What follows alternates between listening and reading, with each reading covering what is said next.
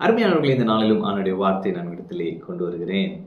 கர்த்தர் இந்த நாளிலே ஜெயத்தை கொடுக்க போகிறார். வேர்ட் ஆஃப் என்கரேஜ்மெண்ட்லேயே ஆண்டவர் வெற்றியை குறித்து தான் பேசினார். உன்னதரின் சத்தத்திலும் கர்த்தர் வெற்றியை குறித்து பேசுகிறார். நான் நம்புகிறேன் இந்த நாளிலே பெரிய வெற்றிகளை நீங்கள் அனுபவிக்க போகிறீர்கள். நீதிமொழிகள் 21:31 பாருங்களேன். குதிரை யுத்த நாளுக்கு ஆயத்தமாக்கப்படும், ஜெயமோ கர்த்தரால் வரும். ஜெயமோ கர்த்தரால் வரும்.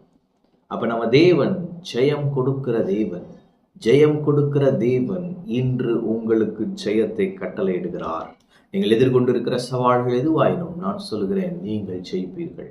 ஒருவேளை எக்ஸாம் ரிசல்ட்ஸ்க்கு வெயிட் பண்ணிட்டு இருக்கீங்களா? நீங்கள் ஜெயிப்பீர்கள்.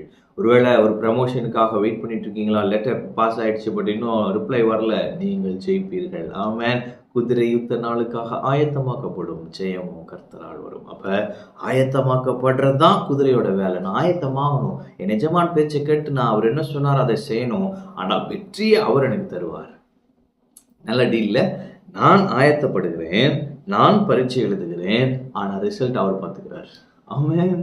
அப்ப இன்னைக்கு நான் சொல்றேன், நீங்க ஆயத்தப்பட்டுங்க. கர்த்தர் என்ன சொன்னார் அதை மட்டும் செய்யுங்க. ஏன்னா வெற்றியை கொடுக்கறது அவரோட வேலை, நம்ம வேலையில பாருங்க. அப்போ நம்ம ஒன்று பண்ணி முடிச்சிட்டோன்னே கர்த்தர் எனக்கு ஜெயம் கொடுத்துட்டார், ஸ்தோத்திரம். விசுவாசத்தில் நில்லுங்க, ஜெயத்தை அனுபவிப்பீங்க. அதுக்கு முந்தின வசனம் போட்டிருக்கு, கர்த்தருக்கு விரோதமான ஞானமும் இல்லை, புத்தியும் இல்லை, ஆலோசனையும் இல்லை. அப்ப ஜெயத்தை கொடுக்கிற கர்த்தருக்கு விரோதமாக எந்த விதமான ஞானமும் இல்லை. அப்போ உங்களுக்கு விரோதமாக ஞானமாய் சிலர் கிரியை செய்யறாங்களா? ஞானமா தந்திரமா செய்யறானுங்களா? அவங்களுக்கு முன்னாடியெல்லாம் நம்ம பேச முடியாது பிரதர் நீங்க சொல்றீங்களா? கர்த்தர் சொல்றாரு, எனக்கு முன்னாடி அதெல்லாம் ஒண்ணுமே இல்லை, நான் ஜெயத்தை தருகிறேன். அடுத்து புத்தியும் இல்லை. பிரதர் அவனுடைய நாலேஜுக்கு எல்லாம் கம்பீட்டே பண்ண முடியாது என்னால. கர்த்தர் சொல்றாரே, நான் உன் கூட இருக்கிறேன், எனக்கு விரோதமாக எந்த புத்தியும் இல்லை, உனக்கு தேவையான வெற்றியை நான் தரேன். அடுத்து போட்டிருக்கு, கர்த்தருக்கு விரோதமான ஆலோசனையும் இல்லை. அப்போ உங்களுக்கு விரோதமாக ஏதோ ஒரு ஆலோசனை நடந்து கொண்டு இருக்கிறது, அது உங்க செவிகளில் கேட்கிறதா? ஆண்டவர் சொல்கிறாரேப்பா, அது உனக்கு இல்லப்பா, நான் பார்த்துக்கிறேன், அது என்னோடது. ஆமென்.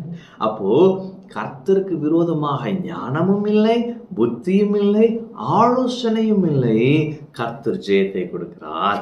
நீங்கள் குதிரைகளா இருக்கிறபடியால், நீங்கள் வேகமாக ஓடுகிறவர்களா இருக்கிறபடியால் உங்களை தடுக்க எதுவும் இல்லை.